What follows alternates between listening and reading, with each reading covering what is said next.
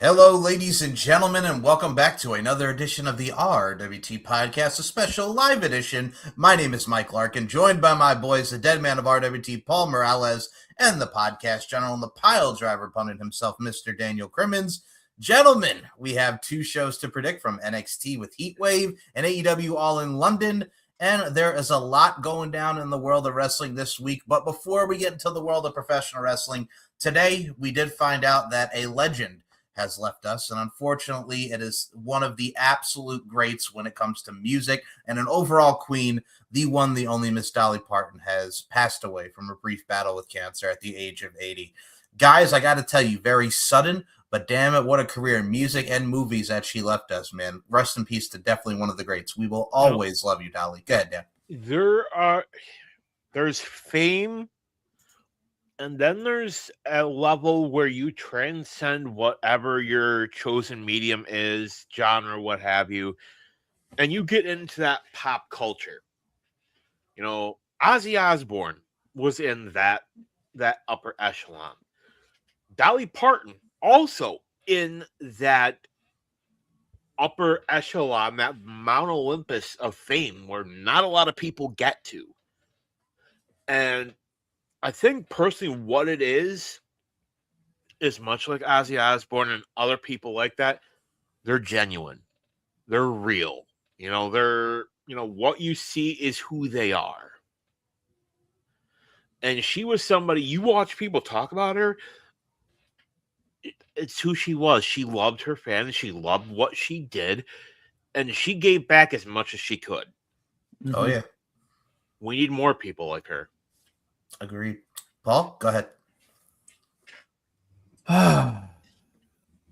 She was very much a Mother Teresa-esque person. Like, I can equally put her in that category of like Gandhi and like Mother Teresa and dare I say Princess Diana, somebody who gave back to the community, who was more about the people and everybody who was in life and in society. And she didn't care where you came from. She didn't care about anything other than you being a genuine human being. And that's what she loved. That's what she cared for. And we lost a good one. We lost a humanitarian for everybody, not just a specific gender, not just a specific race, for everybody. So from all of us, we say rest in peace, Dolly, and God bless you on the other side. And by the way, I will always love you. I see what you did there. I mean, when you think of her movies like Steel Magnolias, 9 to 5, her music, you just think of even in the later years when she was on Hannah Montana with Miley and Billy Ray and all of them for a little bit. It's one of those things, man, where she was just such a bright light with how she was very supportive of the LGBTQ community during the COVID with the vaccinations, as well as during the hurricanes, and donating $1 million to charity and everything that she did. Just a real humanitarian, never forgot where she came from. And there will never be another one like her in Miss Dolly Parton. I got to tell you, that's been like quadrupled, unfortunately, the passings this week. We had Christy Knowings from All That. We had Hayden Panettiere. We had Dolly. We had Michael Wright from the 5 Heartbeats. Nights like this, I wish that raindrops would fall. I got to tell you, man, rest in peace to all those amazing legends. August has been like a very bad week as far as even anniversaries go. It's been 25 years since we lost baby girl herself, the late, great Aaliyah. And on the wrestling side of things, it has been officially 3 years since we lost one of the most creative and talented minds, that being Wyndham Rotunda himself, a.k.a. Mr. Bray Wyatt. So to all those that we've lost, we love you, and we will definitely miss you, and we will all see each and every one of you on the other side. So with that being said, we will go to the other side of today's program, a little bit more happy, a little bit more upbeat. We have to talk about the week in wrestling, and what a better way to start off than why? Well, because this is your warning shot. Bang! Pew! Pew, pew! Pew, pew, pew, pew. I know you ain't doing the damn Matrix. Oh, maybe I am. Maybe I'm not. You know what I'm saying? No, you know. I got to tell you, Solo Sikoa is one of the funniest things on him and LA Knight. Over. Did I say he's over? He's over. Him and LA Knight are the tag team that I didn't know I needed. You know, It's that odd couple that just works. You know, give them a run with the tag titles even. When LA Knight said, "Let me talk to you," and then he went, "Yeah," and he goes, "All right, Solo, that's 2. I'm not going to give you 3. Stop it." I would love that. They would be a great tag team as far as the tag team champions go. But not only that, and the comedic relief we got from that, but what everybody's talking about is the main event of Raw, as it was the Usos against. I gotta say, just as an aside, yeah, bro. I love that Jimmy Uso has just stopped trying to keep it together. And Jay, he tried to get Jay from cracking up after, "I know you ain't left the damn Matrix." Like Jimmy's like not even trying anymore. He's just like, all right, whatever. He's going to do what he's going to do. But what they did do was we saw the Usos against LA Knight and Solo in the main event. Jay Uso and Solo were brawling towards the barricade. Then out of nowhere, it is the returning Royce Keys, who was attacked by the Bloodline, and Jacob Fatu, who is now a heel, and he's got his own group of his brothers from the hood, if you will. And Michael Cole sold this on commentary, while Corey Graves accidentally called him Hobbs as opposed to Royce Keys. So we got the debut of Lucian Price and Bronco Nima in OTM is now with Royce Keys, and they took out Solo, LA Knight, the Usos, and that's how we ended Monday Night Raw. We saw in the taped AAA that we saw Penta beat Bronco Nima, and Bronco Nima got out of Perros del Mal, and now they are officially on the main roster with Royce Keys. Another group to go against the Bloodline and LA Knight and Solo Sikoa. Your guys' thoughts on the debut of OTM and the return of Royce Keys, who is now a heel? that's who you go with. Royce Keys and OTM. You know, I'm fine with Keys, I'm fine with that, but OTM, like, it's not like they were regular fixtures on NXT. I mean, they've been featured, but I mean, they were actually just starting to do the gimmick of Lucian going on his own, and then the Birthright stuff, and now they're on the main roster. There you go. And I've said it on the show before. I will say it again. Vignettes work. They absolutely work perfectly. The problem is a lot of people are not watching NXT. Mm-hmm. They're just not. I mean, Wheezy was another one. Wheezy Blonde, even when they came out, you're like, were they on NXT? And they had to repeat to her chat, yes, that they are on NXT. Like, Wheezy didn't even know. Mini Portable didn't give a crap. You saw a lot of wrestling content creators reacting. They were like, what? Really? Like, OTM? Them? But okay. But, it's odd that they'll do vignettes for some people, but not others. Like, right. It seems like the people that they actually give a shit about are the ones that they put effort into, because we got a vignette for another superstar on Monday night. Lola Vice will be making her debut in Mexico the night after Triple Mania, which I cannot wait to see what Lola Vice does in the women's division on Raw. Right. You introduce a team that nobody knew.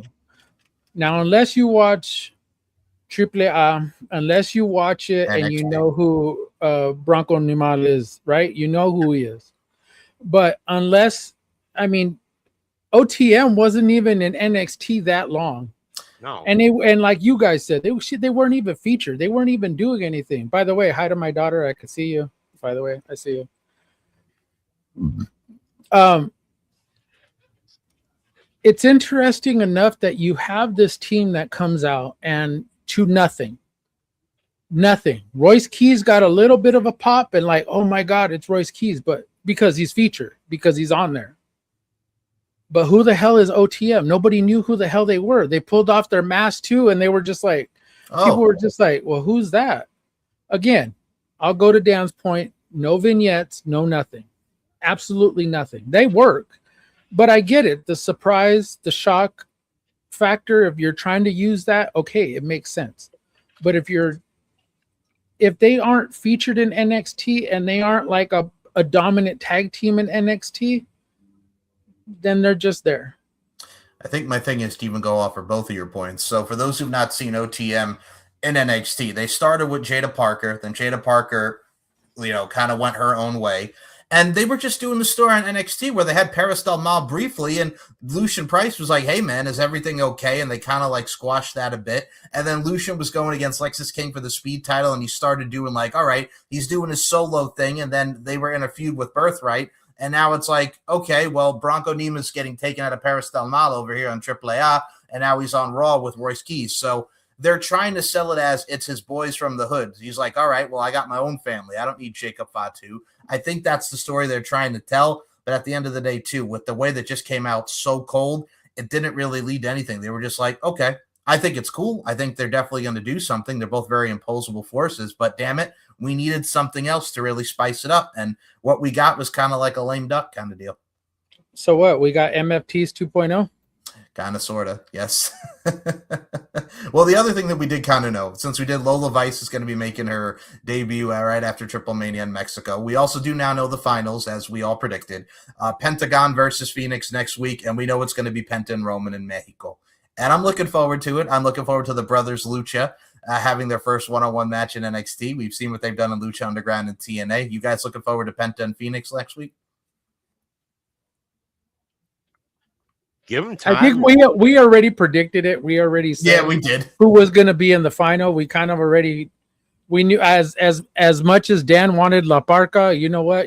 I would have rather. You know what? La I would have got screwed. That was a great match, though. Him and La Parca. Ray Phoenix is nuts and Dragon Lee. That friggin' suicide dive he did over the ropes right over the announce table. If you guys have not seen those matches, go out of your way and watch both matches. They were very good. I still say La Parca got screwed. You really wanted La Parca versus Roman Reigns. You had your little heart set on that. La Parca got screwed. La Parca really won, and I will not concede. Okay. I will not concede. I demand a recount. All right, let's put that movie on from 2000. That old friggin' movie. My goodness. But no, I think it was kind of a foregone conclusion where we were going to go on that front. I think another thing, I also do like the fact that we're talking about people breaking as far as character goes. I'm kind of liking watching Io Sky getting creeped out by Lyra Valkyria every time they're on screen together. I think that adds a nice little funny subtlety to it. I think I can't stop laughing because Io is so infectious with what she does. But yeah, we saw that. We saw Chad Gable, his next opponent for the Intercontinental Championship, looks to be all ego Ethan Page, which I don't hate. I think that is a great next feud for Chad Gable. I think those matches are going to be very good. Liv Morgan, Stephanie Vaquer, and Becky Lynch continues as Stephanie beat Roxanne Perez and the ongoing feud that is. Are you guys looking forward to the triple threat and Liv Morgan and everything we got from that? I think we need Roxanne out of that Judgment Day real quick. I think we need her in that match. That's just me. I think we need her in that match because she brings still so much to the table, and there's so much to be had with her character. We've already seen her kind of give Liv this look on her, that look of just like, Well, and of she's course assessing the threat. Yeah, and she could see it, and we've already heard what happened with Raquel too. Again, something we've heard, something we've overseen. We've also seen that face, that resting bitch face, by Raquel. So something's bound to happen, and unfortunately, it's going to be Liv's going to be on the receiving end of it. So. Well, we also have on the other side of the coin, Dominic and JD are now feuding with Javon Evans, as we saw Big Cass in his return to Raw, which I was thinking it was going to be on Sunday night's main event. Big boot to Javon, 1, 2, 3. Javon got a lot of offense in before the big boot, and then Dominic and JD took him out. And I like how the fact that, Michael Cole's telling, Big Cass doesn't understand. I talked to him earlier. He's been gone for 8 years and he doesn't understand. And Corey just goes, he's a coward, plain and simple. Did you guys like Big Cass versus Javon Evans and then Dom and JD coming out afterwards after Javon fucked them up backstage? I'm so fucking tired of fucking Corey Graves and his bitchy ass fucking attitude towards fucking Big Cass. I am serious. I am so fucking tired of hearing Corey Graves right now. Like nothing. Again, let it fucking go. 8 years ago, Corey. It was 9 years ago. I'm so fucking done with fucking Corey Graves and his fucking shitty ass attitude. Shitty fucking attitude. Oh, you could walk your cold heart baby out of my life, Mayor Hawthorne style. Dan, do you want to comment on Big Cass versus Javon Evans? So I gotta think that with all this, because I like to think ahead. Yes. Like, are they gonna end up screwing things around and we get Big Cass turning face and joining up with Javon? Because that could be a thing. Well, the only other time that I remember it happening, if you remember Killian Dane, Big Damo, when he was in NXT and he teamed with Drake Maverick, because he's the only one that could beat him up. I don't need friggin' Javon Evans being Big Cass's little buddy. I'm sorry. I do not want that for Javon Evans. Neither do I, but would I be shocked if they do that? Absolutely not. No. But something's got to give there. But, going back to the whole Roxanne thing. Roxanne. Put her in the match. Give us the fatal 4-way. Mm-hmm. What if Roxanne pins Becky Lynch, wins the title? Hey. Say you got Stephanie and Liv taking each other out. Becky's down. Well, because I'm sorry, but Becky's at that point in her career where she's just going to be putting people over. Yes. Mm-hmm. She's on the end. Like I guarantee you, she's seeing the light at the end of the tunnel, and she's almost out of the tunnel. So here's what you do: you add her. You have Roxanne pin Becky, and then you got the storyline of, "Hey, you stole my title," and she's of the mindset, "Hey, I kept the title on the Judgment Day." You could literally redo the whole Randy Orton and Evolution storyline, and it would still work. Kind of like 04 when they're raising her above the head and then down, Yes. that whole thing. Yeah. Yes. Like that? Yeah. Well, is Raquel going to drop her? Of course. Yes. What are you going to have? Dom and JD stomp on her? I mean, well, look, I have to mention that. Yeah. I'm here for it if it works. If it works, okay, I'm here for it. Well, what I definitely am here for, and I have to add this since you mentioned drop. So somebody's going to drop and break character quickly. God almighty, Braun Breaker and Obafemi. Obafemi literally calling him an angry orange man. And I'm like, where the hell did that come from? And you can tell Braun Breaker's really trying not hard to laugh again, which was so funny. And they had a great exchange.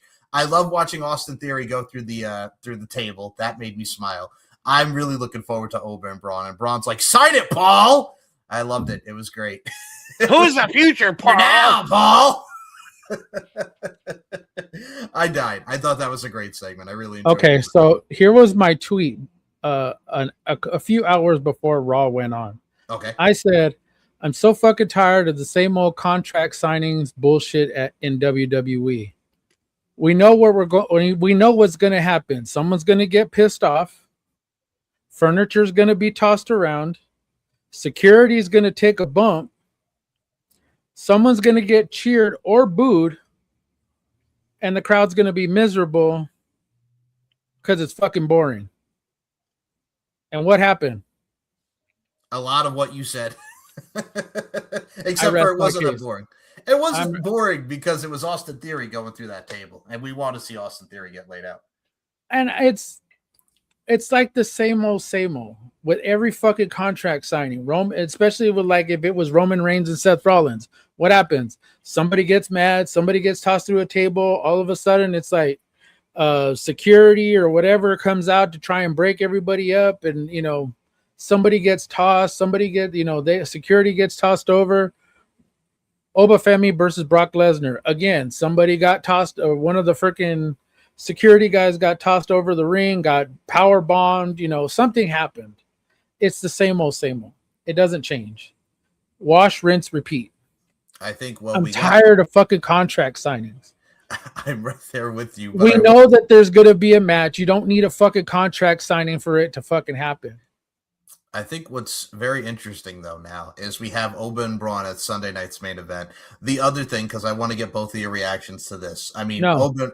That you're welcome. Oba and Braun are absolutely going to tear the house down. But another match that was announced. So Trick Williams and Lil Yachty were in the ring on SmackDown, and Baron Corbin comes out, and Trick wants the rematch for the U.S. title, and Baron Corbin's like, no, I want him. So he goes, if Lil Yachty can last 5 minutes with me, then you can get your rematch, Trick. So it is Baron Corbin and Lil Yachty at Sunday night's main event in a 5-minute challenge. Guys, you want to comment on Baron Corbin versus Lil Yachty in his debut match? Look, had Baron said, Trick Williams is banned from ringside, I would have thought, okay, this is a little bit more legit. 5 minutes. I know he's been kind of sort of training. I guess that's what he's been doing. 5 minutes in the ring with Baron Corbin. That's going to be a long 5 minutes with Baron Corbin in the ring. You know what it kind of reminds me of? Remember 2016 when Braun Strowman broke away from the Wyatts? He's on Raw. His first feud was with Sami Zayn, and they did the same kind of challenge with Braun and Sami Zayn back when Mick Foley and Stephanie McMahon were the general managers. I had a flashback to that from 2016, but there's a difference between Sami Zayn and Lil Yachty. So Oba and Braun Breaker, here for it. This, what are your thoughts, Daniel? I would have laughed if he said you have to last 3 minutes. 3 minutes. Rest in peace, Rosie. Rest in peace, Jamal. They're still trying to make it work. They're trying to fit a square peg into a round hole. It's just not going to work.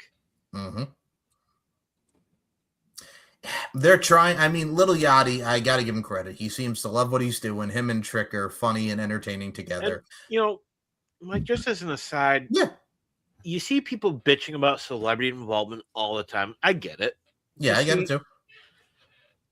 You can't tell me that if any of you were a celebrity and either WWE or AEW offered you an opportunity, you turn it down.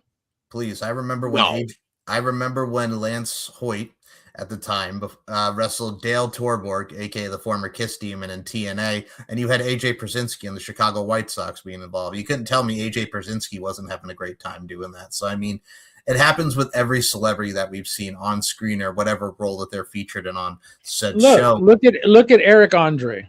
Eric Andre just recently got his ass. All he had to do was just take an ass beating, and he took it, and he took the ass beating. And he did. I look at somebody who got in the ring, who, by the way, still has a receipt coming to him should he ever show his ass back in WWE. We won't name him because nobody fucking likes his ass. But at least I could say Benito, Bad Bunny, took this fucking seriously. Oh, him and Damian Priest. He trained for this shit. Trained to fucking go against Damian Priest. Yes, Damian carried that match, but oh my God, you can't tell me that Benito didn't fucking do his due diligence and work his ass off against Damian Priest. Still one of my favorite matches. Jelly Roll's another example. Another one.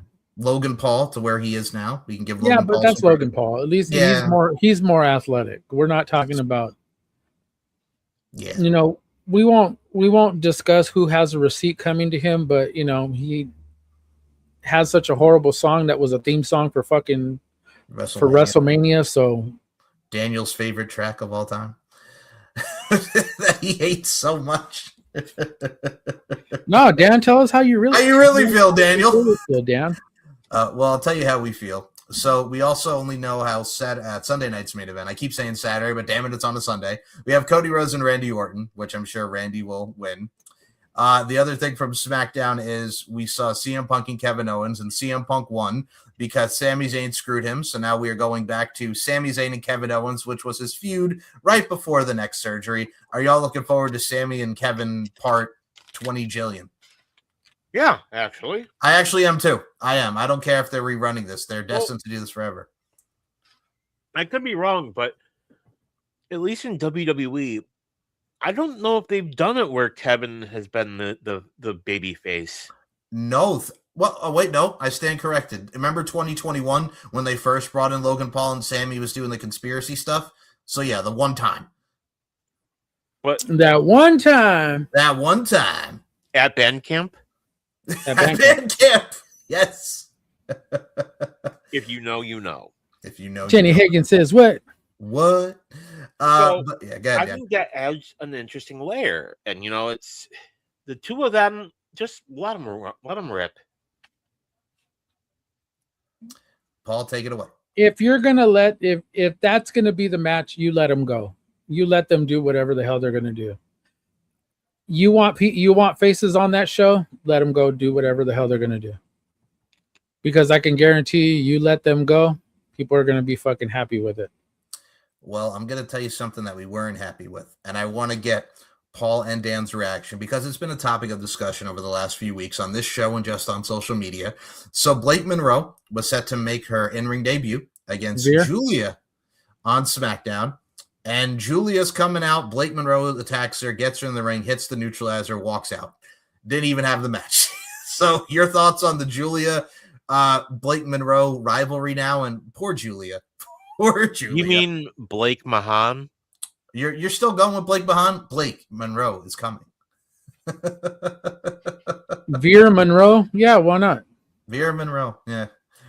I gotta tell you something. Hey, man, it is what it is. This is the worst. This is up there with some of the worst debuts that they've had.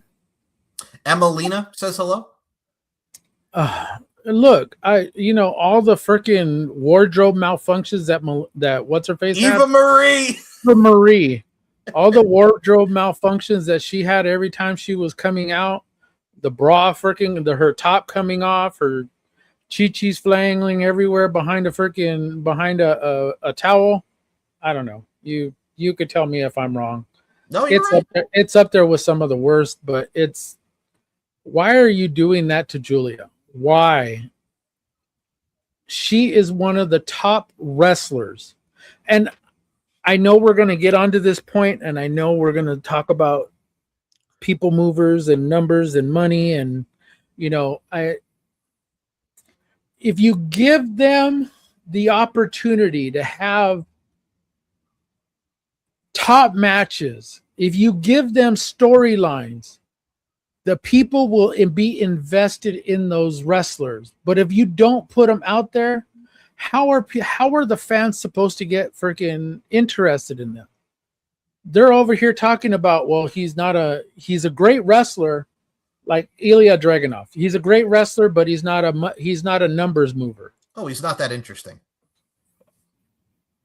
I beg you to go watch NXT UK with him and Walter, who is now Gunther. Or him and JD McDonough. Or him and JD McDonough. Or even better, just watch him and Carmelo Hayes.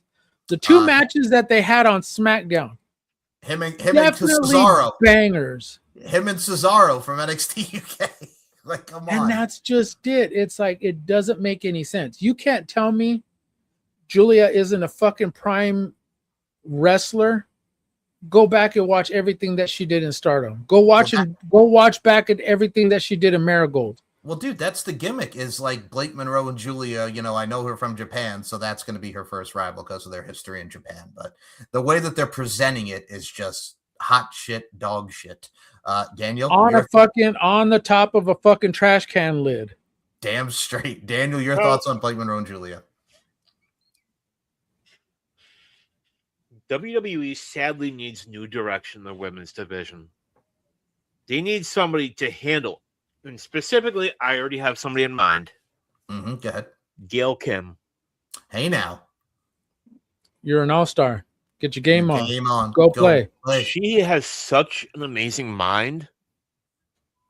It's ridiculous. Like, I think you put her in charge of the women's division. See what she can do. Well, speaking of divisions, we also did get a spice in the tag team division, a ticking time bomb, if you will. So it looks like we are setting up for the MFTs against Shinsuke Nakamura, and we found out his tag team partner, the former Hiromu Takahashi Kyoki. I don't hate it. It means madness. It means overall craziness. I don't hate it. Your thoughts on Kyoki and the debut of Hiromu Takahashi, who, as Paul mentioned, did wrestle Kit Wilson in the dark match before Raw. What do you guys think? I like it. I don't hate it either. I think we have a New Japan type of feel here. For those who've not seen Hiromu Takahashi, go see his matches with Will Ospreay for the Juniors Championship. Go watch his match with Dragon Lee. Just go watch anything that Hiromu did. Paul, what do you think about the name Kyoki? Best of the Super Juniors 2022 is probably one of my favorite runs for him. And it's like he's just an excellent wrestler. Granted, everybody's going to know Shinsuke. Everybody knows who Shinsuke Nakamura is. But if you're not familiar with Hiroshi, just go watch him.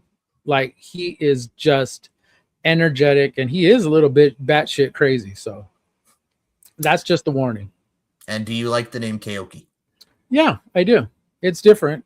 I mean, I still would have liked both him and Evil to keep both of their names, but hey, I get it. Marketing value.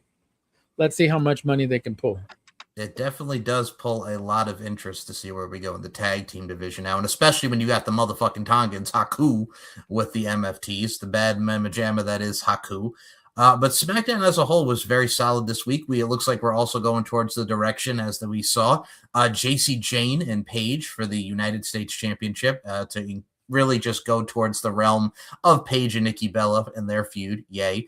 We also got Tatum Paxley's talk about who's married and who are we collecting her blood with Bloody Marys and going to brunch with Charlotte and Alexa Bliss. And we got Tatum versus Mia Yim in her first match next week on SmackDown. So they built a lot of stuff on that, so there's a lot of character development on the SmackDown side. It's definitely been a bit better than when it was. Like, I got to tell you, it has been a bit better than what we normally see.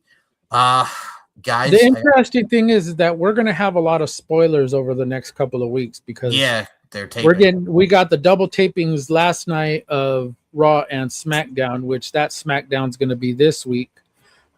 Following week, this Friday, they will still have a SmackDown taping and a Raw taping back to back. Apparently, the tapings are all earlier than the 3 p.m. Eastern, 6 p.m. Pacific. So we already know that there's spoilers out there for SmackDown this Friday.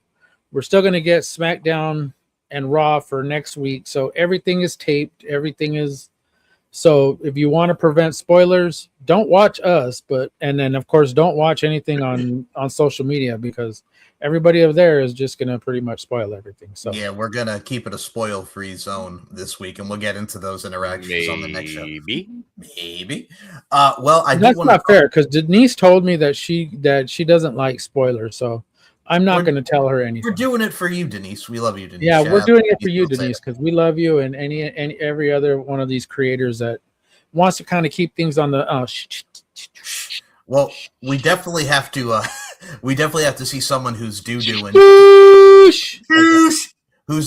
their thing. I said doo-doo. Someone who is doing their thing. Doo-doo. Someone who's doing their thing at TNA Lockdown. A lot of mixed reaction because the individual I'm going to mention. So Avery Styles, the phenomenal son, AJ Styles' son, is signed with TNA. And am I shocked? No. Because when you think of where AJ Styles came from and had his start and had a lot of his success, it is with Total Nonstop Action Wrestling. I'll put him in the X Division, and I'm happy. Your guys' thoughts on Avery Styles signing with TNA? I think it's awfully convenient that we get Leon Slater and, giving up and taking going option C. Yep, that's going to be great. Avery Styles just signs with TNA the night this happens. Mm-hmm. You can't tell me you can't see what's going to happen here. Well, first off, I am so happy that Leon's getting his shot against Nick Nemeth. I keep saying Nick Nemeth at Bound for Glory. That's going to be fire. That's going to be an amazing match. Paul, what are your thoughts on that as well as Avery Styles signing with TNA? Allow me to start with Avery Styles. I'm happy for the kid. I am really, really happy for the kid. He wanted to go to where his father started. I think that was kind of something he had planned to do. He already had the ambition to want to have it done. So for him to sign there was kind of a moment for him and for the entire Jones family. I'm I'm happy for them. I really, really am. And I just hope that they don't do wrong by him. I really, really hope that they give him the opportunity to propel himself the same way his dad did. So to be in that under that threshold of TNA, that banner means so much because it was something his dad built. So as far as Leon Slater, oh my God, dude, that match with fucking Cedric Alexander was fucking fire. I am happy for the kid. I just hope that his contract, like some people had stated, his contract is supposed to be up at the end of September. I really, really hope that they keep him longer, because to see that kid go off and have a long run with that title, something that's something that company needs. Young blood in there. I agree wholeheartedly. And I mean, if you also look at it from a stance as well, we also did get another signing, dare I say a re-signing. So we have more women back. So unfortunately, Rosemary, the Hive Mother, is injured, and we wish her nothing but a speedy recovery.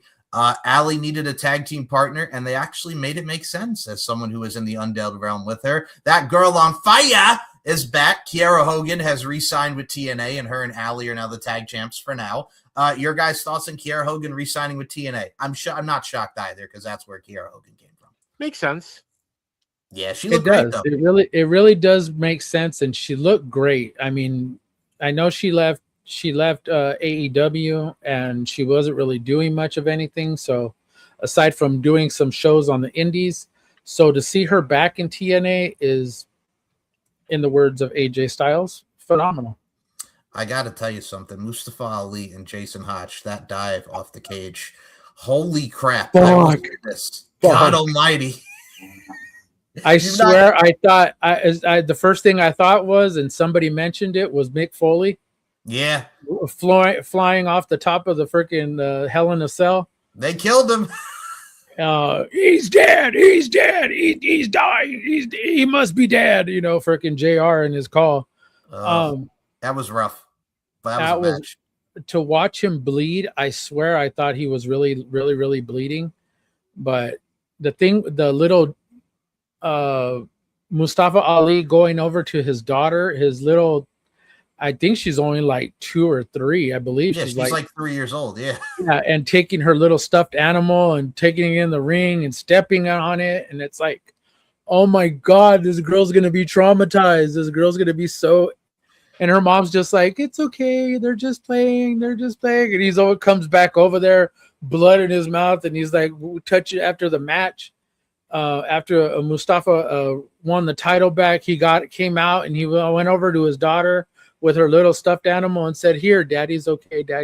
I'll be back. You know, I'm like, God, that girl's traumatized. That little girl is now traumatized, bro. Well, you know, he probably got a text from his wife saying that was his wife. That was his wife. Well, I know. I'm saying he probably got a text from her saying, "You really freaked out your kid. Yeah. Handle this." Well, speaking of freaking out, not only the other one who was bleeding, my God, Zaya Brookside and Elena Black. Oh my God, dude! I can't stress enough. That match was really fucking good. Yeah, that match was really fucking good. Y'all gotta not sleep on TNA, like for real. Like the lockdown was really good, very solid show. Like from every top to bottom. Damn match was in that damn cage, and I was here for it. Now, see, this is how you do it. I remember when WWE had the Hell in a Cell pay-per-view, and we had maybe one cell match. Yeah, like 1 or 2. Yeah. But it's been 10 years since the last lockdown. And they made it Actually, work. It's only been 6. 6? Oh, yeah, during lockdown. Yeah, COVID. Get it? Oh, COVID. All right. Well, it was nice having Dan on the show. Good night, Dan. No, man, but seriously, I mean, it's been 10 years since the event had gone on. And they made it worth the 10 years absence. Every bit worth it. So If you haven't watched it, go watch it. Go watch all the highlights on TNA's YouTube channel, or just follow them on their social medias, man, because that was fire. And that was legit fire. And the Nemeth brothers are the tag team champions again, defeating the Hardy Boys. Yeah. I still love Leon Slater coming in and doing option C and still taking advantage of it. I love it. I almost kind of wonder if maybe the Hardys are leaving. A lot of people have speculated that one more final run in WWE. They're lacking tag teams. Mm-hmm. Well, because every time they get tag teams, they fire them. This is yes. Bach. Well, speaking of people that are getting fired, we got this one. So I'll play this clip. This is from the latest Inside the Ring. This was Santos Escobar on his WWE release, stating that Nick Khan called him himself. He apologized for the way they treated his character, not myself, my character. She, that being Mickie James, was released, and they sent her stuff in a garbage bag. That's how I felt. So this is Santos Escobar recanting his release. And if you remember, I let my contract expire in October. I was ready to part ways and see what was out there. Nick Khan called me himself. He apologized for the way they had treated my character, not myself, my character. And he said, we're going to do it right. We're going to do things right. I'm going to give you anything you need to thrive, to prosper. And I'll sit you down with Triple H. We'll get things squared and we'll get going. And that's the reason why I re-signed back then. So I had no reason to believe this was going to end anytime soon. I hadn't even started my run. And that was like a one-day turnaround, right? That was like 24 hours. I believe that's when the rumors were that AEW was interested. Yeah. As well. It was. I was a free agent at midnight, and I got the call next day. I think around 1 or 2 p.m. Wow. Okay. So it was. They wanted me back, so I had no reason to believe this was coming. But anyways, I told you the story, and that was it. I told them, please talk to my attorney, and that was it. I don't think those phone calls are to plead a case. I don't think those phone calls are to make them change their mind or, I was like, I was really focused on my injury. And that's really the only thing I could think about was my injury. And I wasn't really thinking about nothing else. So there's a story. I don't want to say adjectives or anything else. I think that's the only thing. Optics matter. And in this case, it was like, okay, let's turn the page. And I have something coming up very important that as of right now is everything I have. And that was a television project in Mexico. Wow. So I went there. I had 3 days to fix my mind, fix my heart. And I started doing it. I can imagine. And that's it. The rest will be history. And I know these things usually get sensitive and, you don't want to burn bridges or whatever. But the truth is the truth. You guys remember when Mickie James, she was released and then they sent her stuff in a garbage bag. Yeah, it's a big story. Yeah. That's how I felt. That's how I felt, but I didn't want to, burn that bridge, if that makes any sense, because I think every time anyone does that, it hurts the business itself. It doesn't hurt my career. It's not gonna help my career. It's not gonna hurt them that much. But optics do matter. And I think that was a good point for me to just, move on. Don't grieve too much on this. I had severe mental health problems the previous year. And that's the reason why I was on a very good place when this happened. So I said, okay, everything happens for a reason. Let's make this the start of something big, of something important, of something that helps you transcend. And that's where I am right now. So that was Santos Escobar discussing his release. Look, I remember when he was on TV and then he got hurt and then they put him in AAA for the brief time and then he was gone. I honestly think, and I know we're going to get to the prediction shortly here, I think he's going to be in the Casino Gauntlet at AEW All in London. Your guys' thoughts on what Santos Escobar had to say? Go for it. Absolutely right. Like, it's... How do you screw that up? And I'm not blaming him. I'm WWE. How he had a home run. He's got the look of a star. He's got that family background that they love. How? I mean, I can understand Del Rio. We can understand how that happened. Mm-hmm. Paul. I know. Go ahead, Paul. Because the fucking writing sucks. Because fucking head of creative, one Paul Levesque, sucks. Simply put, you could have sent him to fucking Mark in AAA, and he could have thrived there. He could have just as easily been a top star in Mexico for AAA. He could have just as easily been a top star there. And you fucked him over by releasing him. When a majority of the group that he was in is in AAA. is in AAA. Yep, LWO or tag team. It's just like fucking everybody from the LWO. Where are they at? In AAA. So it makes absolutely no sense for every Latino that has been released. Zelina Vega, you could have just as easily sent her and Malachi Black to fucking Mexico to wrestle there. It mind boggles me. It's like you're asking these people to take a discount when you're supposedly making all this money. Why are you asking them to leave? Why are you trying to treat them like as if they don't mean shit to anybody?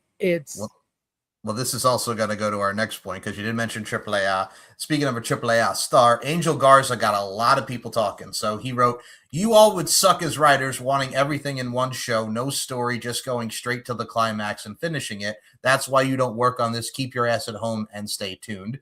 And then there was a follow-up from WrestleLamia, who also did write something about this. So here we go with the WrestleLamia side. So Carmen Petrovic of Paris Del Mal and of NXT wrote, "In other words, shut the fuck up and watch the show." WrestleLamia wrote, "Why is it such a big deal that we can't critique a product? Are we just supposed to accept mediocrity? Every single product, TV show, game, etc. has its own critics and most learn from it. Not every idea is great and not every idea is bad, but we have that entitlement just like anybody else who consumes the show." So your guys' thoughts on storytelling, because storytelling doesn't matter. What Angel Garza had to say, Carmen Petrovic, and what WrestleLamia's response to that was. Damn. They've drank the Kool-Aid. You know, all there is to it. They're parroting Triple H. Essentially. You know, maybe they're thinking, hey, if I say the right things, they won't release me. Loyalty means nothing to them. Not in this day and age. Paul, take it away. Michael, back to us. Here's the thing. Here's the thing that gets me that's very, very frustrating. We have... I go to something Paul Heyman said on Busted Open back at WrestleMania. And I've said it on our show. Long-term storytelling, but you need to have some sort of roller coaster ride. Yes, you're going to have your highs and lows. You're going to have your good moments with bad moments. But you want the good moment, but you want those stories to make sense, and you want to intertwine them as best as possible. You're not going to write an entire season of pick a show. The Sopranos wasn't everything done in one season. No. We didn't get from the opening sequence of season 1 of episode 1 to season 8 of episode number 10, where they walk in and you hear the chime of the door and Tony looks up and it goes dark. Don't stop.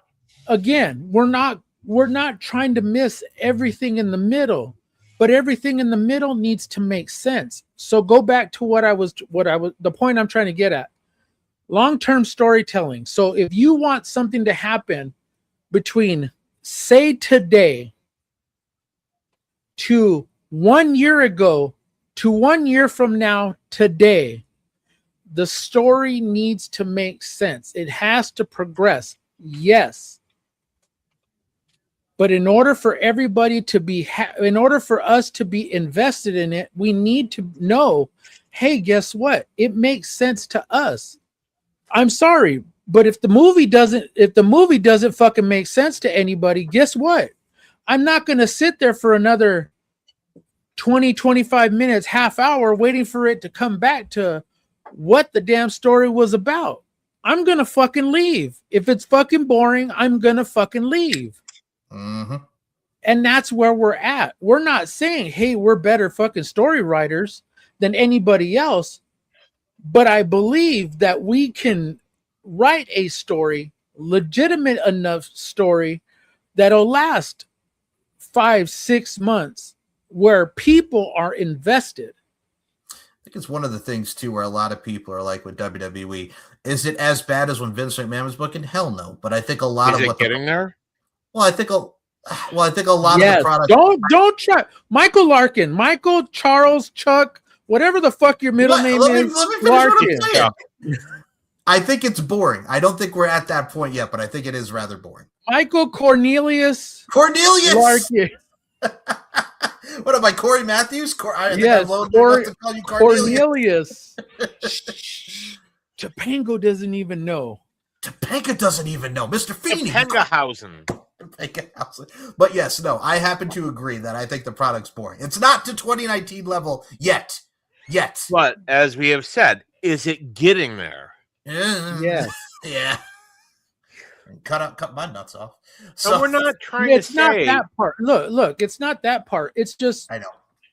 Do you remember the shitty releases that they had in 2019? Oh God, yeah. And what happened after that?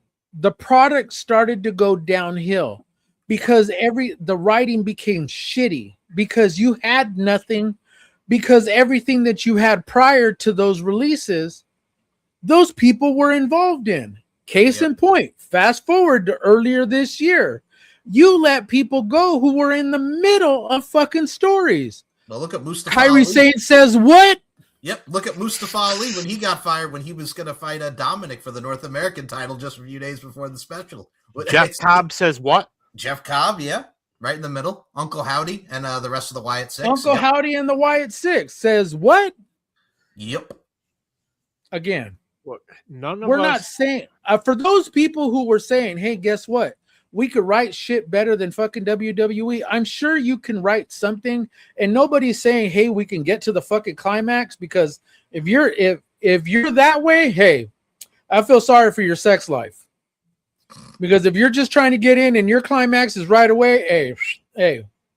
They're like Bucky Larson. I feel sorry for your partner. Yeah, you're like the Bucky Larson style of sexual activity. Talk about the two-hitter quitter, you're gone. What? Two pumps and dump. Pumps and a I said it. Oh, by the way, sorry. I cut off Daniel Crimmins, my brother. Sorry, continue to keep going. I'm sorry. My apologies. As we've all said, none of us are saying we could do it better than WWE. We're not saying, we're asking for them to do better. Absolutely. As I've said it to you, Paul, and I said it to you, Mike, as well. Yeah. This is one of the best rosters they have ever had in their entire existence as a company. There is so much talent on that roster.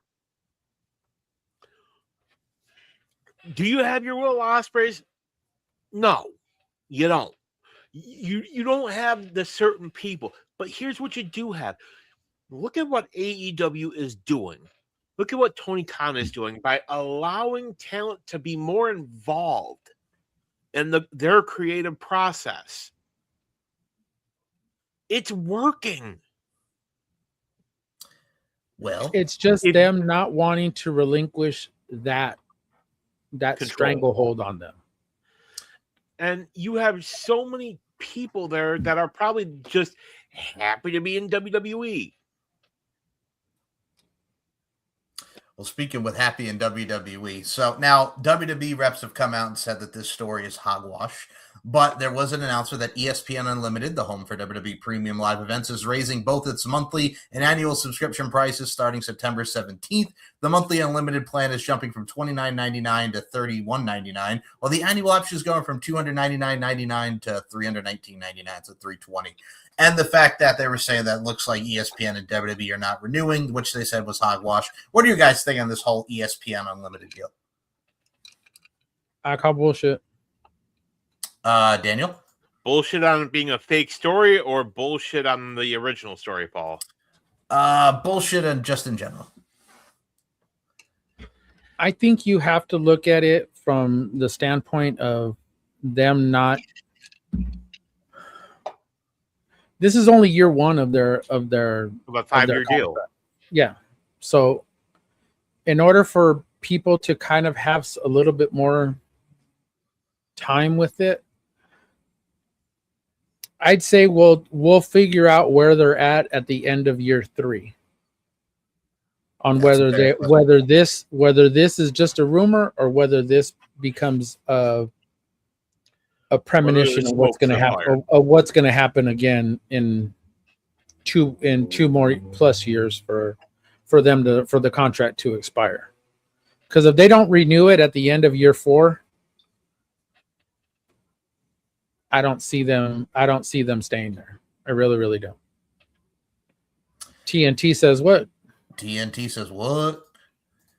Now we will put this into fruition. Or Netflix says what? I mean, I would say this though, Michael, to add to that. Yeah. As far as the whole thing goes, could there possibly be truth that ESPN's not happy? Most certainly. Although for this to kind of make it seem like it's a done deal and they're not renewing, I don't think so. But I do think they're unhappy. It's going to be very interesting, much like Paul said, once we get to week 3, to year 3, excuse me. Year 3. Thank you. Year 3. I had week in my head.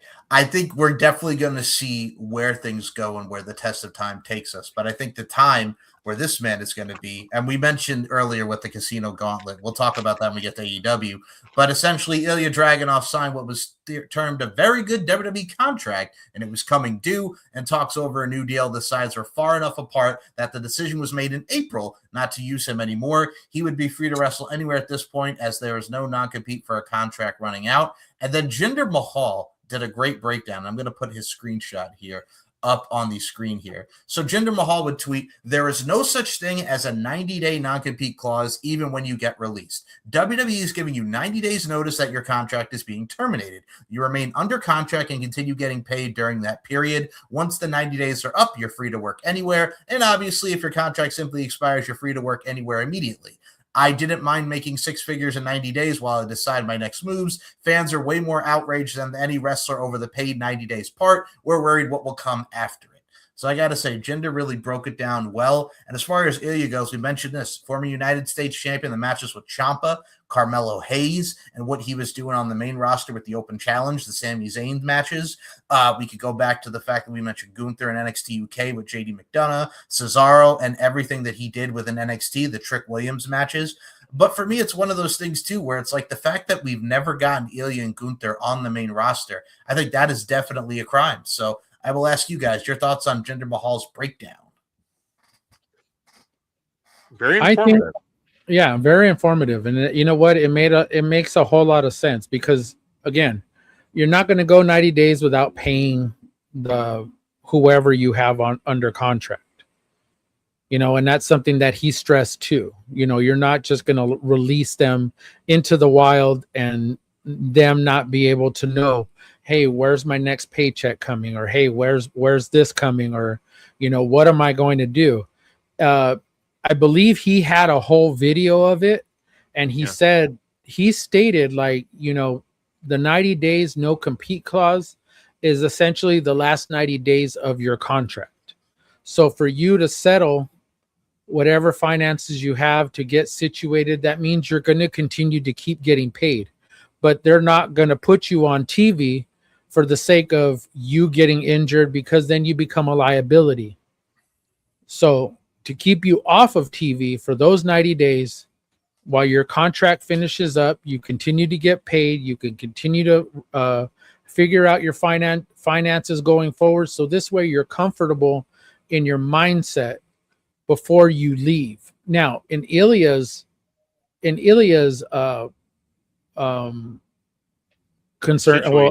situation. Sorry, I couldn't even think of the damn word. As far as like the Ilya situation, he's free to go wherever the hell he wants to. He doesn't have to wait the 90 days because he completed his contract. So he could essentially show up at the Gauntlet in London in next weekend. Or this weekend. Yep. We already know the New Day or all or New Era or whatever Daybreak, they're calling them. Whatever the hell they're going to call themselves now. I mean, I don't care. I mean, because quite frankly, it's Kofi and fucking Austin Creed. I'm here for it. Oh yeah. So I don't care what they call themselves. And as far as Santos Escobar, give me him too. Yeah. Well, that'll bring us over to the prediction side of the show now. So, oh God, please no. No, I'm not going to play that on the live. So I will say this. Let's get over to NXT first, since there's a short amount of matches. Throwing shit at you. Throwing stuff at you. Look, I'm throwing shit at you. I'm throwing my microphone cover at you. Yeah, fucking mother talking shit, motherfucker. Son of a bitch. So we have NXT. Yeah, fucking your mother. We have NXT Heatwave. Paul, it's okay. Just tell a St. Olaf story. There you go. So we are now on to NXT Heatwave. So I figured the match that we start is Ren Sinclair versus Zarya versus now Carly Armstrong, who beat Zarya tonight in the NXT match, where if she was to beat Zarya, she'd be added in a triple threat unification match for both the NXT Women's North American Championship and the WWE Women's Speed Championship. Now, NXT Heatwave is in Texas. It's in Edinburgh, Texas, and Texas is Ren Sinclair's home state. There's a part of me that would love to see Ren win everything here, but I think in this particular scenario, I don't see her getting pinned in this. I could see Callie getting pinned. I love Callie Armstrong, her matches with Kendall Gray and Evolve, and she is another one that is the future. But if I had to pick a winner here, I'm going to say Zarya retains the North American title and unifies both that and the Women's Speed Championship. Something else that she can rub in Sol Ruka's face, because Sol was also the Women's Speed Champ and North American Champ at the same time. So I'm going to go with that girl, Zarya, to win this triple threat unification match. Paul, I'll start with you. Zarya, Ren Sinclair, or Callie Armstrong? Part of me feels like Zarya is going up to the main roster. That's just part one. Part two is Ren Sinclair going up to the main roster, which would be very interesting, because I believe more so that Raw needs more women than SmackDown needs more women. But if you really want to continue a feud between Zarya and Sol Ruka, you send Zarya up. I'm kind of conflicted here, but I do believe what you said in Zarya trying to rub it in the face of freaking Sol Ruka and being a double champion. So I'm going to say Zarya, but I still would love to see Ren just freaking run it up and be a double champion. And how about you, Daniel? Zarya, Callie Armstrong, or Ren Sinclair? Happy Ren's Day. Happy Ren's Day. I love that so much. I'm going with Callie. You're going. Oh, hear me out. Hear me out. You talking Zarya getting called up? Talking Ren Sinclair. What if one goes to one brand, the other goes to the other? Hey. You know what? There are a lot of women. The interesting part about that is that there are a lot of women on the NXT roster. So I can see both of them going. I still think Ren needs a little bit of time, but I'm not against it. I am surely not against She it. is so infectious. Like you cannot. To Hap- me, she's Happy another Wednesday. Thea- she's another Thea Hale. Like Yes. you Yeah. just can't Oh my want God, that. that's another girl that needs. I'm sorry, her being on Evolve. I wish she wasn't on Evolve. I wish No, she would it get more does- time on NXT, but I get it. Yeah, her and Nikita Lyons. Yeah. Those are people that you like. You can watch them and you can't help but like them. Well, Especially the deep thoughts with Thea. Oh my God, that's Yeah. so fucking awesome. Especially Ren with Happy Wednesday.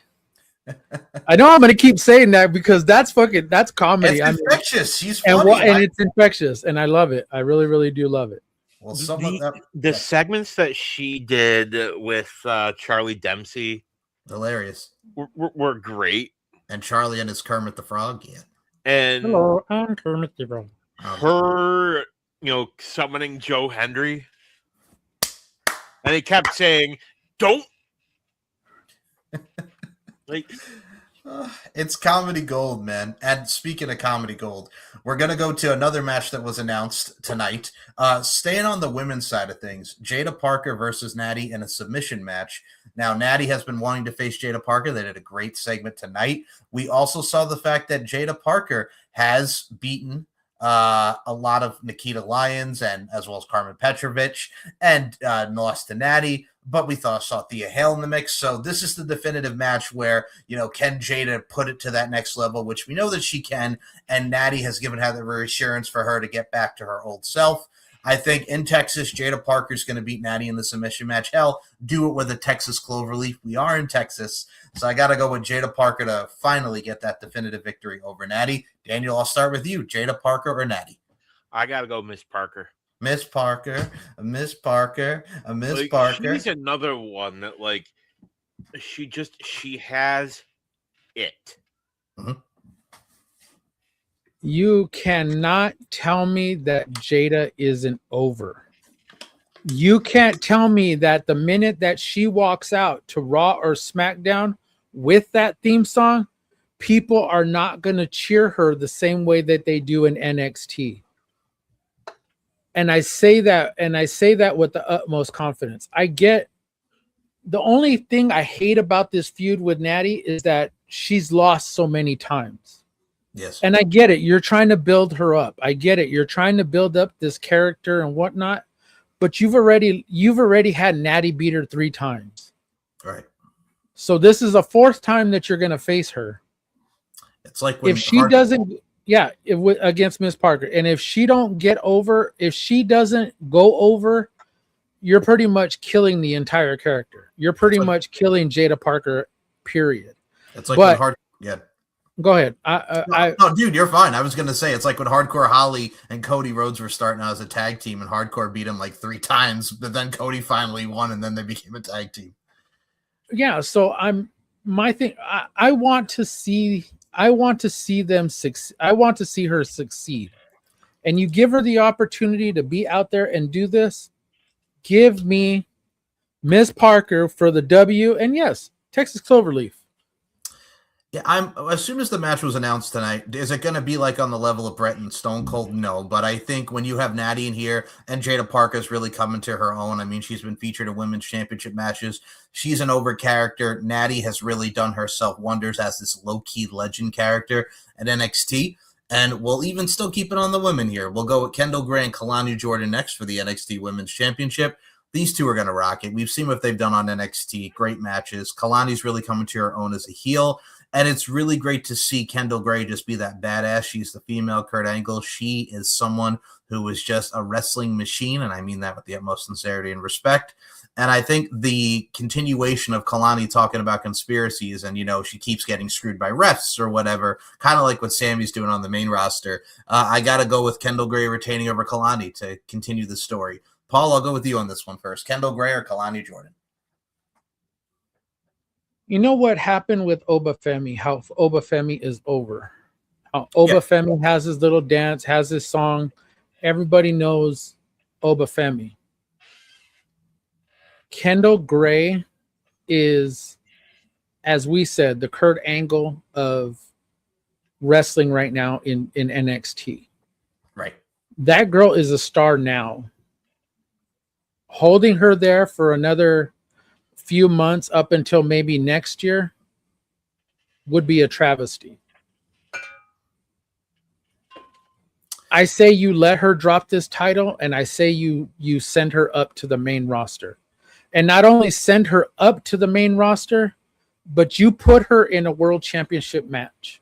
And you put her in that level above JC Jane, above everybody from Fatal Influence. That division with Kendall Gray in it, I'm telling you, SmackDown would be the mark, would be the benchmark. If you're not going to send her there, send her to Raw. I got an idea for you. Okay. We're at end of August. Roughly about 5-ish months until Royal Rumble. Keep her in NXT until the Rumble. Have her come out at the Rumble and win the Rumble. I can give that one. And then not only does she win the Rumble, she wins it at WrestleMania. I like that. Because if you think about it, here's why I say this. Remember, think back to when Kurt Angle debuted. Within a year, he was European champion, Intercontinental champion, WWE champion. Mm-hmm. Within a year. Kurt Angle, arguably the greatest of all time. Mm-hmm. And that's not just me saying it. I gotta say this. I think she's definitely on the trajectory. And if you guys had to pick, so you're That going. would not work though. Yeah, I mean, I got to say this about you, Paul. So, are you going with Kalani wins and then Kendall goes up to the main? As I would love to see Kalani win, because I would love to see. Now this is just not really a prediction. This is just me kind of blurting it out. Yes, I would love to see Kalani win, have that title for a while, and again, somebody else that can run up to the main roster, because she is talented. Mid-Carter, but she's still, again, talented. Okay. And Kendall Gray is just killing it right now. So to take the title off of her would be kind of redundant. But I don't see it. But I'm gonna take Kendall Gray, but I still have the argument for Kendall Jordan or Kendall Jordan. Kendall Jordan. Kalani Jordan. Good Lord. Daniel. All right. Well, I'm out of here. Okay. Well, good night. Daniel, Kendall, or Kalani? Got to be Kendall. But here's an idea. What if right around Rumble time, you have a triple threat match? You have Kalani, Kendall, and anybody. Yeah, because I believe the rest of the NXT side is going to be in here. It's not going to be in Saudi Arabia. It's going to be here. The only thing that's going to be in Saudi Arabia is going to be WrestleMania next year. So yeah. So here's what you do. You have Kendall, Kalani, and one other person for the title at whatever the last PLE is before Rumble. You have Kalani pin the other person. That way you can continue on saying that Kendall Gray never lost the title. True. You ever come out at Rumble, win the Rumble? Hell, have her come out at number 1. I don't hate that. I think Roadblock is the end of the last PLE or pay-per-view or whatever fucking episode of that's on the CW at the end of the year. So I'm telling you, that's it. It would work. Okay, so Daniel, who you pick, Kendall or Kalani? I've said it once. I'll say it a million times. Kendall Gray. All righty. So now we'll kill two birds with one stone in this one. Miles Bourne versus Jackson Drake with Michael Lockwood for the NXT North American Championship, and Miles Bourne and Tavian Heights versus the Vanity Project's Brad Baylor and Ricky Smokes for the NXT Tag Team Championship. I think Miles and Tavian, we're going to see something where Tavian is so happy that he finally won a championship in NXT as the tag champ with Miles. Miles is going to be more prepared, and dare I say, not only when I mean prepared, is he's going to be more with the fact that he wants to retain the North American title. He's going to be more going focused and stayed upon within that belt. So I kind of see Tavian and Miles losing to the Vanity Project, and Brad Bale and Ricky Smokes win it back. And I kind of see Miles retaining over Jackson Drake, and that kind of pisses Tavian even more. Tavian turns heel, then we get Miles and Tavian for the North American title. So I say tag title match, title change back to the Vanity, and for the North American Championship, Miles Bourne retains over Jackson Drake. We'll start with Daniel on this one. Who are you picking for those matches? I'm gonna parrot you on that one, Michael. I think we're gonna get that exact scenario. I think eventually we have Tavian beat Miles Bourne for the North American title. Move Miles Bourne up to the main title, not Raw or SmackDown. I mean the NXT title. He's definitely has a lot of potential. He's really coming to his own. But is he ready for the main roster yet? No. No. Maybe another year and a half. And it's funny that we're even mentioning him like this because this is the same guy, that team with the now released Tyra May Steele against Chelsea Green and Ethan Page, and they got booed out of the building because they wanted the Canadians to win, which I thought was so funny, but I am in agreement. So with that being said, Paul, who you going with in the title matches? I want to say Vanity Project just wins all the way across the board because because I think they need that, because you need that top heel to be on both of those. So I'm going to say that they win all the way across.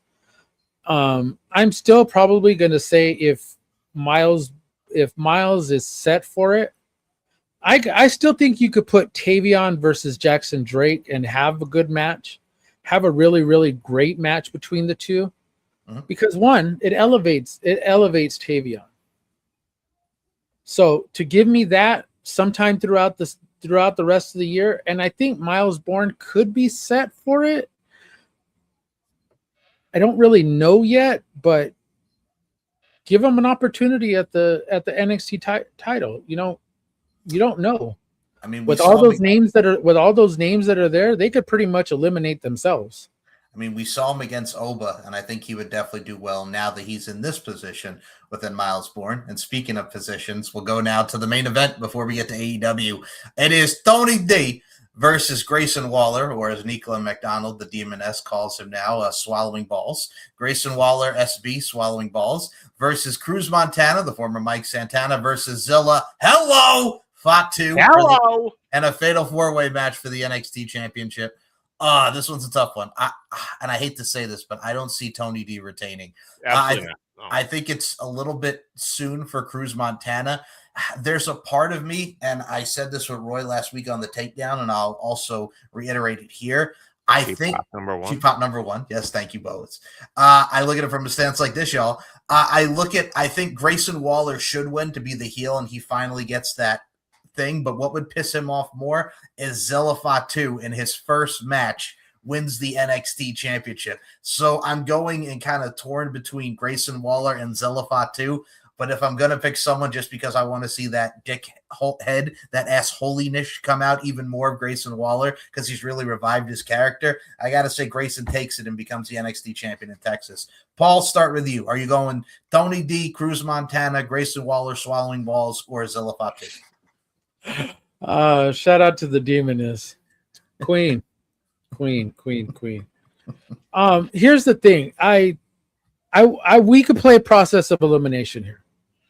If you don't give it to Grayson Waller, everything he's doing was worth nothing. Really. And you just brought in Zilla. You just brought in Cruz. Tony D is established, which I think he can go up to the main roster after this. Yeah. So Grayson Waller would be my pick. And I'm taking Grayson Waller because you need that type of energy with that title. Phenomenal. Yeah. Dude is on another level right now. And by the way, far beats his old tag team partner who ain't doing much of anything. God, he sucks. He was right in everything he said. As Sphincter says what? What? So, Dan, I'll ask you, Tony D, Cruz Montana, Zilla, or Grayson? I would love it for it to be Zilla. I really would, just because, honestly, his mom is great. Yes, she's amazing. It's just she's like her reaction to seeing her son debut was just That was great. Chef's kiss. Like, and she, like, he'll admit it. She's a mama bear.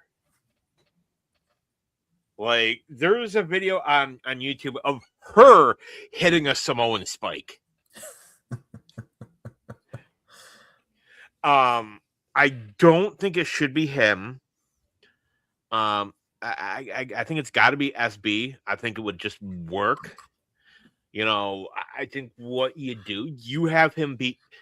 You could either do it one of two ways. You have Tony D take the finish from, we'll say, Zilla. SB comes in, yeets Zilla out of the ring, covers Tony D. That's one option. Or do you remember how Ethan Page won the title? Oh, where he just felt, yeah. He fell. I think it was Javon Evans. Yes, it was Javon. Yes, it was Javon. There's the only thing people would hate more than SB winning the NXT title is if he won it like that. Because I remember people melted down when Ethan Page won the NXT title like that. Mm-hmm. And it worked. It did. Very much so. So we're swallowing balls across the board for the NXT Championship. Hey, now. SB for the win. Your game, get your game on, go play. Well, I'll tell you where we're going to go now. All in 2026. So let's start with this one because this one actually has me intrigued. So it is the Continental Challenge Cup final for the AEW Continental Championship. Jon Moxley or Claudio Castagnoli versus Kyle O'Reilly or Nigel McGuinness. As we're recording this, it is Tuesday night, early Wednesday now. I got to go with Nigel's going to beat Kyle and Jon Moxley's going to beat Claudio. And for the first time ever in AEW, we're going to get Jon Moxley and Nigel since they are in Nigel's home country of the UK and is in his home city of London. I think it's going to be a great match. Both guys are trained by Les Thatcher, Heartland Wrestling Association. They both do the Nigel McGuinness Lariat, of course. And I think it's definitely going to be very interesting for them to finally clash in AEW. And they've kind of been teasing it ever since Jon Moxley literally marked out for the fact that Nigel was in the Continental Cup. So I'm going to say Jon Moxley retains over Nigel. Nigel's going to have a good show and get that standing O. But there's a part of me that really wants to see Nigel win it. But I got to go Mox to retain, and he's going to beat Nigel. Paul, starting with you. There's a huge part of me that wants to see Claudio Castagnoli win it. Right? I am so fucking here for it. Because I can tell you right now that pop the minute that he wins it would be fucking huge. And especially if it's against Nigel. Yes, I know the history between Nigel and Mox, and I know that there's who they were trained by and whatnot. Yeah, I get that part. But still, to hear the pop when Claudio wins would be fucking huge and would be fucking amazing. I still think one person that needs to be elevated into that world title picture is Claudio. Mm-hmm. He needs it. But I'll go on to your point. I don't want John to retain it, but I just think he's going to retain it. And this tournament just kind of seemed like it was kind of fitted up and suited for him to win it. So I'll take Jon Moxley. And Daniel, Jon Moxley, or who we've established who's going to be in the final, Nigel McGuinness. Nigel. I'm right there. I want to, but yeah. No, it's going to be. Okay. Because you talk about the pop for Claudio. The pop for Nigel and his Oasis ass. The pop that he would get in Wembley. Crowd would lose their minds. Much like they did when Bryan Danielson won the AEW title. Yep. Here's the thing. He doesn't need to hold it long. You could have him win it on Sunday, then Dynamite Mox gets it back.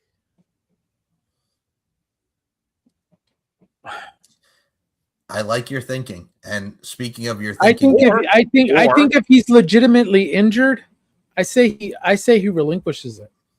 Yeah. If even if you go through all this and he's legitimately injured and you want him to run through this, I say he wins it at Wembley, and then Dynamite he just relinquishes it because he can't compete with it, because you want that pop, you want that in front of those fans, you want that.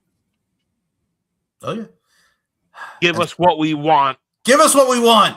Well, something that we do want is, I think we can also kind of be across the board on this one. So for the AEW Women's World Tag Team Championship, the Divine Dominions, Lena Cross and Megan Bayne versus the Brawling Buds of Alex Windsor and Jamie Hayter. We're in the UK. We're in the UK, bruv. We're in the UK. The Divine Dominion have gone through everybody that they at least have for the women's tag division. The Brawling Buds win it in their home country. Alex wins on Jamie Hayter, a.k.a. the female bar, a.k.a. the female APA. Daniel, the Brawling Buds or the Divine Dominion? It's got to be the Birds. Caw. I feel like the Wayans brothers. Cuckoo! Sue! Y'all set tripping up in here? Rest in peace, John Witherspoon. Woo! Sue! Pop, shimmy. I got the Birds. I got the Birds winning it, and that pop will probably be just as big as Nigel's. Oh my goodness. Okay, now speaking of pops, we're going to go to this match next. So the multi-trios match for the AEW World Trios Championship. It is Hangman Adam Page and Brodito versus, I'm going to guess who's going to be in this. I think we're going to see Shane Taylor Promotions, maybe the Hurt Syndicate. We hurt people. We may be seeing the conglomeration.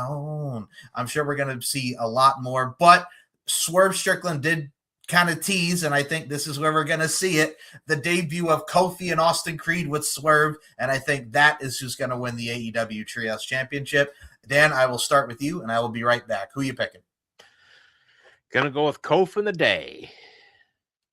Oh, man, the day. I don't even know what the hell to call them. I want to call them the New Era. I'd much rather call them the New Era with Swerve. Or Swerve in the New Era. It has a ring to it. So I'm with you. As much as I would like, you know what? It's oddly weird. Like, you got them, they just won those titles. Yeah.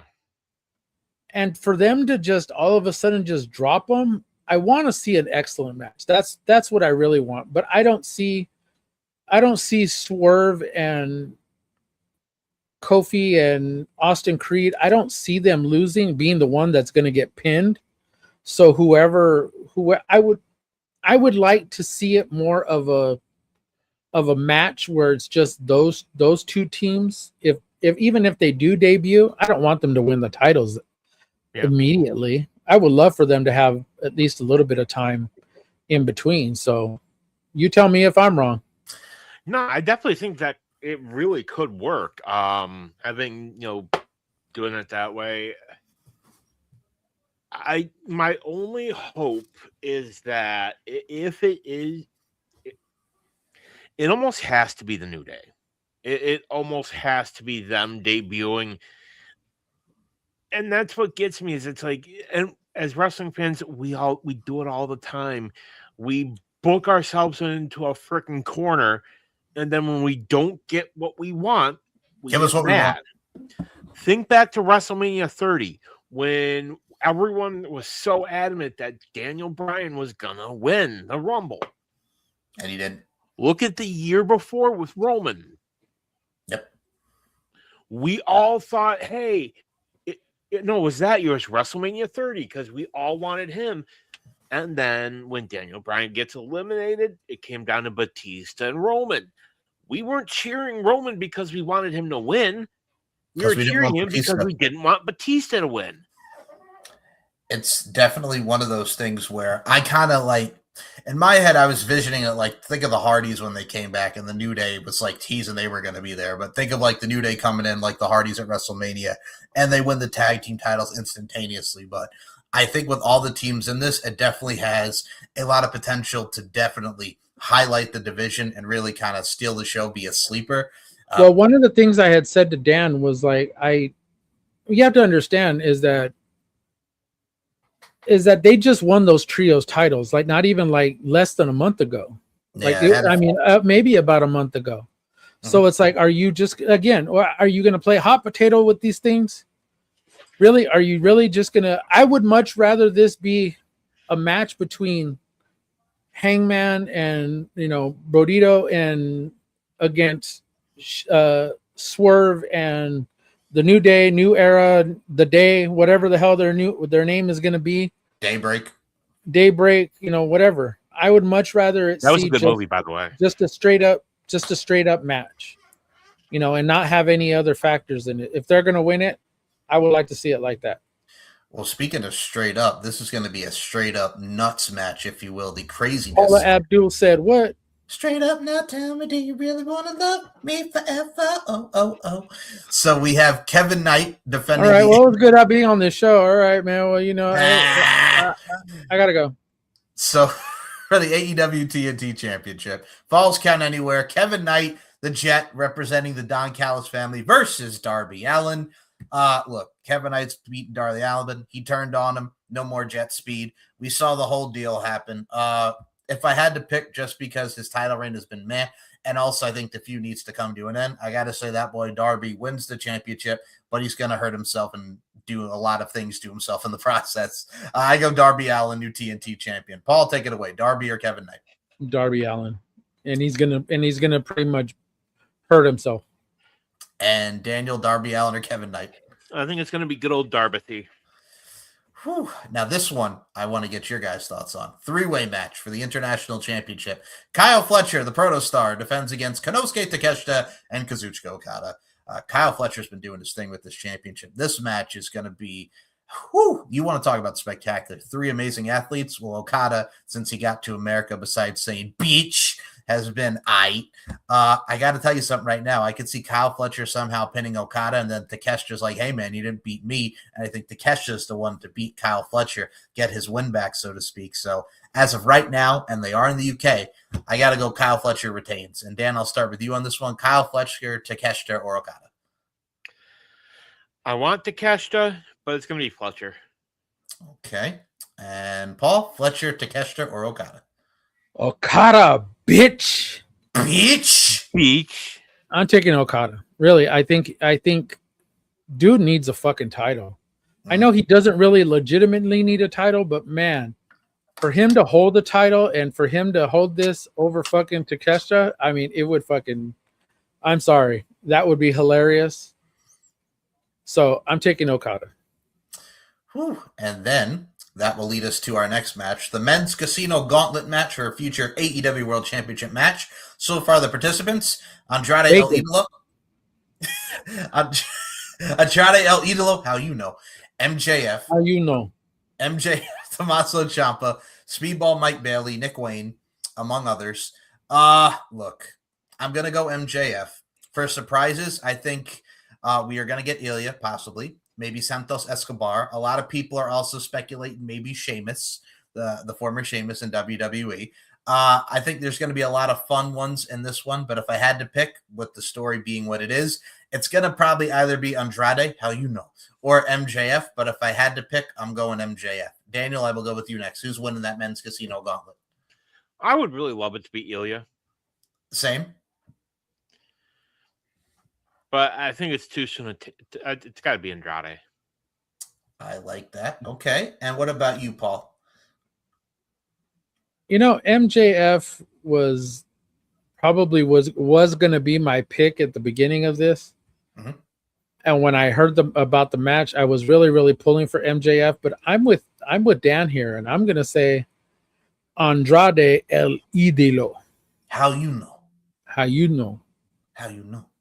Well, He knows. He knows. I got to tell you something. Leo Rush. He's fine. He's fine. No. Leo Rush and the Rascals is the team I didn't think I needed, but okay. Him and Shotzi Blackheart on the Indies are even better. But I will say this: Leo Rush definitely doing his thing. Oh my goodness! So the next match, speaking of people doing their thing, a dream match in many others' eyes. And Christian Cage, how do you know I'm not the father? How do you know I'm not your father? Right to Matt and Nick Jackson's faces. It is Cage and Cope versus the Young Bucks for the AEW World Tag Team Championship. Man, oh man, I would just like the Young Bucks to take it off of them. I'm kind of tired of the Cage and Cope connection with what they're doing for the nostalgia side of things, but there's a part of me that thinks that this is going to continue on, and since they just got the belts and they want to give them a nice little run with it, I'm going to have to go with Cage and Cope to retain, and then that leads to another matchup in their series. Paul, Cage and Cope or the Young Bucks? Cage and Cope, and then they're going to probably take it off of them at All Out. That is a safe bet, but yeah, I'm kind of with this. I really am. Dan, Cage, and Cope are the Young Bucks. I couldn't give two flying fucks about this match. There you go, Daniel. Tell us how you really feel. Like all the teams that you could have chosen, this. Yep. This. If you had to pick one. I'm with you. I agree. I'm with you. Nobody. I'm with you. Dan, you're just gonna say nobody for this one? Just nobody, no answer? Final answer, no? Come on, Daniel. You can do it. Don't be a curmudgeon. Come on, Daniel. Double disqualification. SMD. Yeet. One for us. Yes. Okay, fair enough. We'll move on.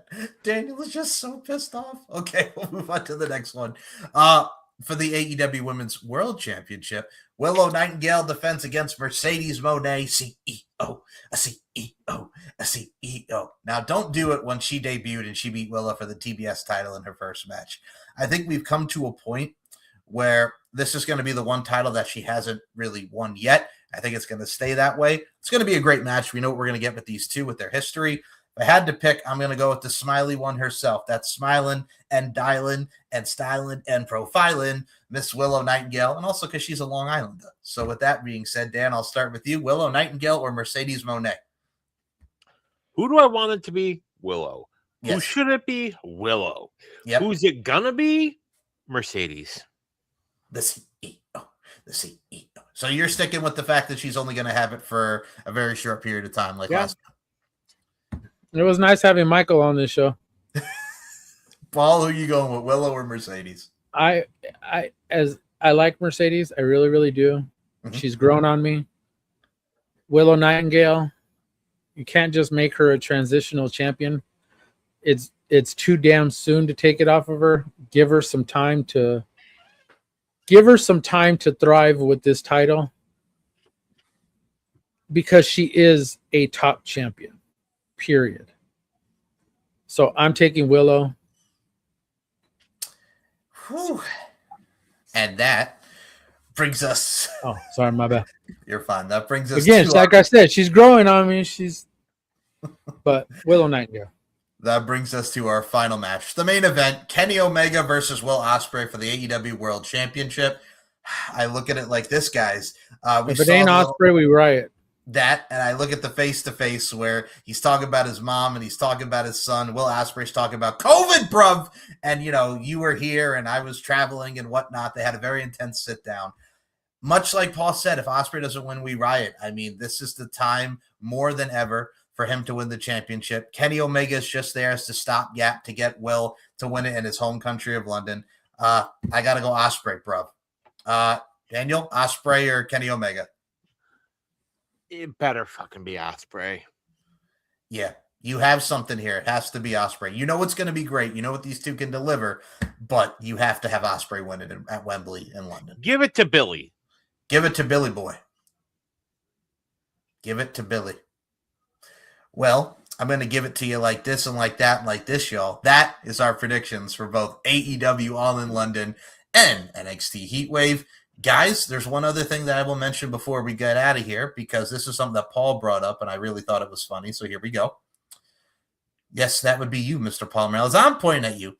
So we don't know what WWE has going on this month, but All Elite Wrestling announced that AEW Grand Slam will be in France. It takes place on Tuesday, October 6th at the Adidas Arena in Paris. We don't know what WWE has going on, but I'm sure something will happen in between that time. And congratulations for AEW for this being in France. What do you guys think? Oui, oui. Oui, oui. And Daniel? He's still not over the sour sauce of the double disqualification with Cage and Cope against the Young Bucks. Dan, what's with the sour sauce over there? Come on, Daniel. Got a little sour sauce?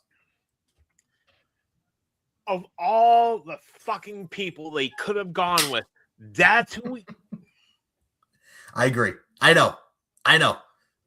I know. Well, I'll tell you something that I do know. You have Motor City Machine Guns. Who just came in. You have MSK. Who just came in. You have all these fucking teams, and you're giving it to someone that's held the title a million goddamn times. Well, also at the same time, too, look at the Hurt Syndicate really could have done more, except what they're doing now is they're aligned with Shane Taylor Promotions, and Shane Taylor Promotions didn't give them half the money, so they're only wrestling like half the matches, which I think is very funny. But at the same time, too, you had a very imposable tag team like All the Rage when they came in, and now they're with Shane Taylor Promotions, and this is no discredit to Shane Taylor. I love Shane Taylor for when he teamed with Keith Lee and everything that he's done in Ring of Honor, but I'm like, why? Fucking why? I got an idea. Yes. You're going to like this. Okay, Daniel, hit me.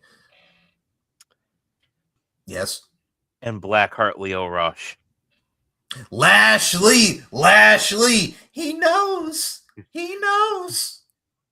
The rain. The next European tour will be just before Royal Rumble, I think. Mhm. So, and they don't have anything there in October. So as far as like anything that's on social media, haven't seen anything. So what I will tell you that you can see is this live back. It is on my YouTube channels as well as Twitter. And we hope you enjoyed this fun-filled show.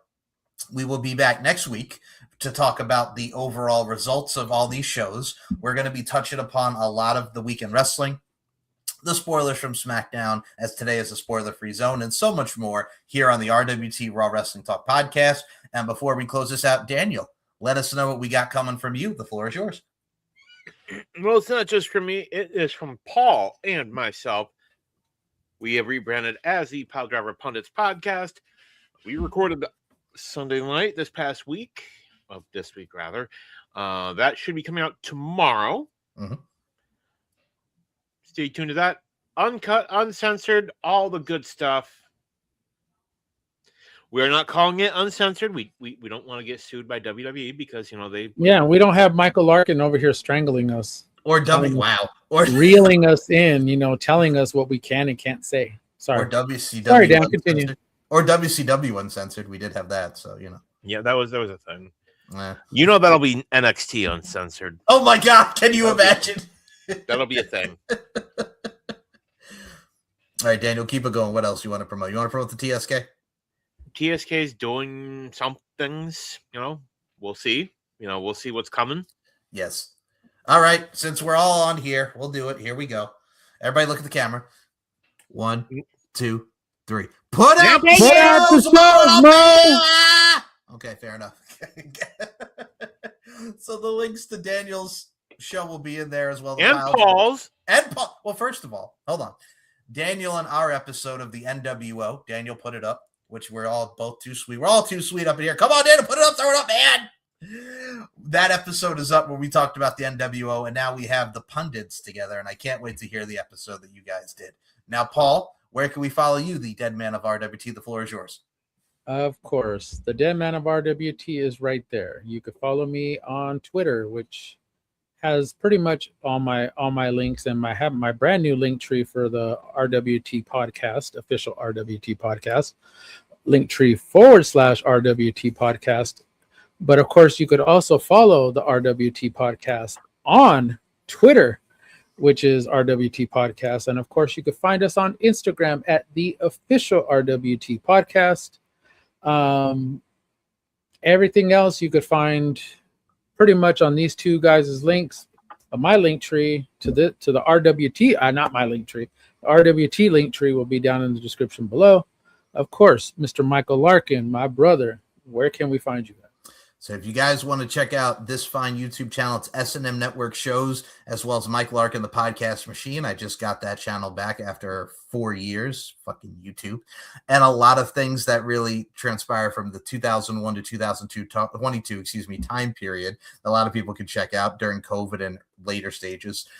We also get to see what we're doing now with the SM Network Shows, which features the RWT podcast, 6 episodes of Uncaged, which is on hiatus now. Daniel Crimmins and I went through a lot of topics, and once we get Uncaged up, back and rolling, Paul Morales will be on as much as many guests. We have topics, we got things to say, and we love what we do. We have the Stephen Mike Show. We have the LFC podcast. We got On the Mic with Mike. We got the Pop Culture History podcast. We got the Takedown podcast.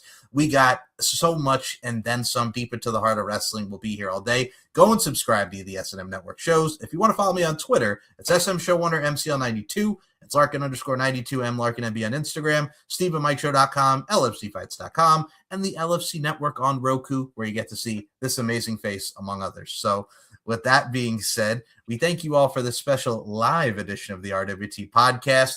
Follow everybody's links. Links will be in the description below. For Daniel Crimmins, for Paul Morales, my name is Mike Larkin. We will see you in the next edition of the RWT podcast.